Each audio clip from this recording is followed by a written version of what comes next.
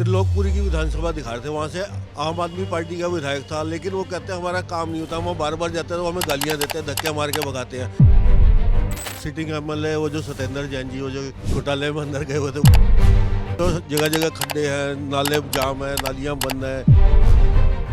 Sir, चुनावी माहौल कैसा चल रहा है अभी? चुनावी माहौल गर्म होता जा रहा है, धीरे धीरे डे बाई डे गर्म हो रहा है माहौल। आपकी कौन सी सीट पड़ती है विधानसभा की?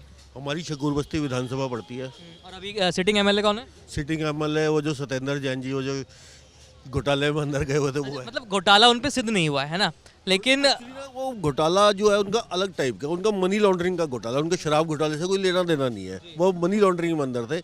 अब साबित हुआ नहीं हुआ, ये तो जो मतलब जब तक एजेंसियां जानती हैं, जब तक साबित नहीं होता तब तक हम कुछ नहीं कर सकते। हम कुछ नहीं कह सकते, वो जांच एजेंसियों का मामला है, वो देखेंगे। पर ये बताइए कि जैसे मतलब आम आदमी पार्टी के तमाम नेताओं पे आरोप लगे हैं, वो जेल में गए हैं, तो क्या इससे पार्टी की छवि थोड़ी सी मतलब उस पर असर पड़ा है?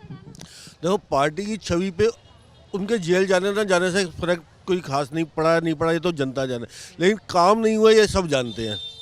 जिस तरह से आप निकलते हो, जगह जगह खड्डे हैं, नाले जाम है, नालियाँ बंद हैं, कहीं कोई डेवलपमेंट कुछ नहीं हुई। ठीक है, उन्होंने सारी मुफ्त की रेवड़ियाँ खूब बांटी है, लोगों ने खूब मजे लिए हैं। आज भी लोग कहते हैं हमें बस फ्री मिल रही है, लाइट फ्री है, पानी फ्री है, लोग इस चीज़ से बहुत खुश है। उन्हें कोई मतलब नहीं, गली टूटी है, सड़क टूटी है, सड़क बन रही है, नहीं बन रही है, नाले जाम है, बरसातों में पानी जमा हो रहा है, उनको इस चीज़ से कोई लेना देना नहीं है, उनको उसको अपनी फ्री की चीज़ों से मतलब है।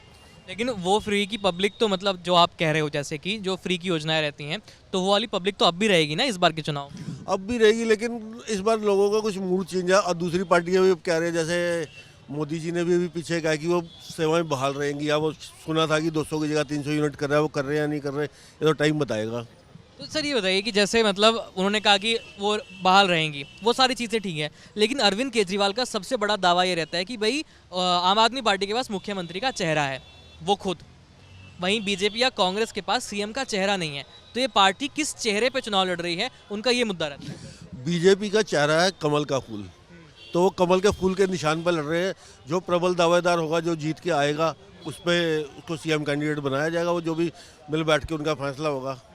और जहाँ मतलब अगर हम लोकसभा चुनाव की बात करें तो बीजेपी को भरपूर वोट मिलते हैं दिल्ली में, और विधानसभा चुनाव की बात करें तो 25 साल से वो सत्ता से बाहर है।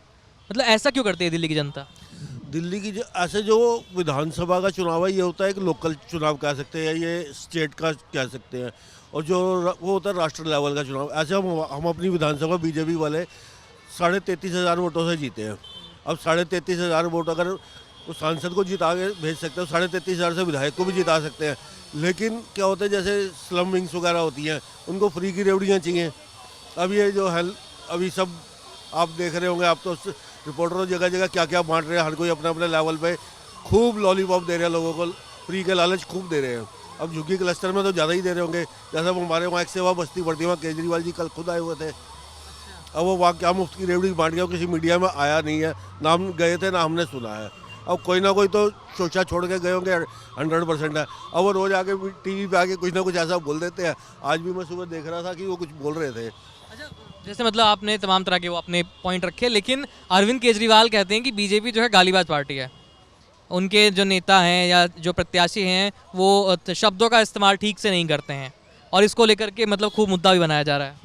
जैसे आज सुबह मैं टीवी देख रहा था, शायद GNT न्यूज़ था, वो त्रिलोकपुरी की विधानसभा दिखा रहे थे, वहाँ से आम आदमी पार्टी का विधायक था, लेकिन वो कहते हैं हमारा काम नहीं होता, हम बार बार जाते हैं तो हमें गालियाँ देते हैं, धक्के मार के भगाते हैं। जो जनता की राय थी, आप जैसा ही कोई भाई वहाँ पे पूछ रहा था उनसे, अब वो कितना सत्य है कितना नहीं है आपको पता होगा या आपके किसी न्यूज़ रिपोर्टर को पता होगा, तो काम वो भी नहीं कर रहे हैं। और वो कहते हैं गाली गलौज।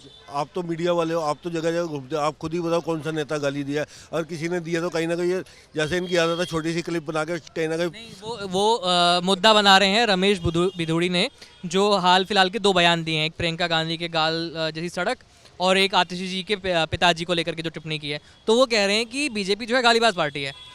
तो इसमें गाली नहीं, जो आतिशी जी के पिताजी का नाम लिया, उन्होंने अपना सरनेम चेंज किया है।